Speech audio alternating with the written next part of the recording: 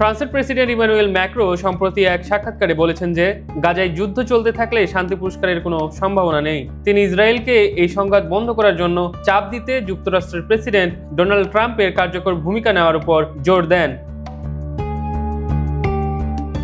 মঙ্গলবার ফরাসি television channel BFM টিভিকে দেওয়া এক সাক্ষাৎকারে ম্যাক্রো বলেন, নোবেল শান্তি পুরস্কার তখনই সম্ভব যদি এই যুদ্ধ বন্ধ হয়। তাই ইসরায়েলি সরকারকে গাজায় সংঘাত থামাতে চাপ দেওয়া জরুরি। ফিলিস্তিন রাষ্ট্রকে স্বীকৃতি দেওয়ার পর ইসরায়েল ফ্রান্সের উপর নিষেধাজ্ঞা আরোপ করতে পারে এমন প্রশ্নের জবাবে ম্যাক্রো বলেন, ফ্রান্স সব ধরনের পরিস্থিতির জন্য প্রস্তুত। তিনি বলেন, যদি এমনটা হয় আমরা জবাব দেব, আমরা প্রস্তুত, সবকিছুর জন্য আমরা প্রস্তুত আছি। তবে তিনি শান্তির পথ বেছে নেওয়ার উপর গুরুত্ব আরোপ করেন।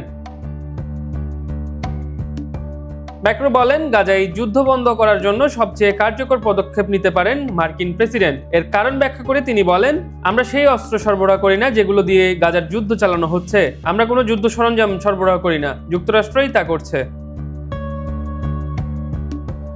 সম্প্রতি ফিলিস্তিনকে রাষ্ট্র হিসেবে স্বীকৃতি দেওয়ার প্রবণতা বেড়েছে। সোমবার নিউ ইয়র্কে জাতিসংঘ সাধারণ পরিষদের আগে উচ্চ পর্যায়ের সম্মেলনে লুক্সেমবার্গ, বেলজিয়াম, অ্যান্ডোরা, ফ্রান্স, মাল্টা, মোনাকো, সান মেরিনো ফিলিস্তিনকে রাষ্ট্র হিসেবে স্বীকৃতি দেয়। এর একদিন আগে ব্রিটেন, কানাডা, অস্ট্রেলিয়া ও পর্তুগালও একই পদক্ষেপ নেয়। এর ফলে 1988 সালে ইয়াসির আরাফাত ফিলিস্তিন রাষ্ট্র ঘোষণার পর থেকে এখন পর্যন্ত জাতিসংঘের 1993 সদস্য রাষ্ট্রের মধ্যে 159টি রাষ্ট্র ফিলিস্তিনকে স্বীকৃতি দিয়েছে।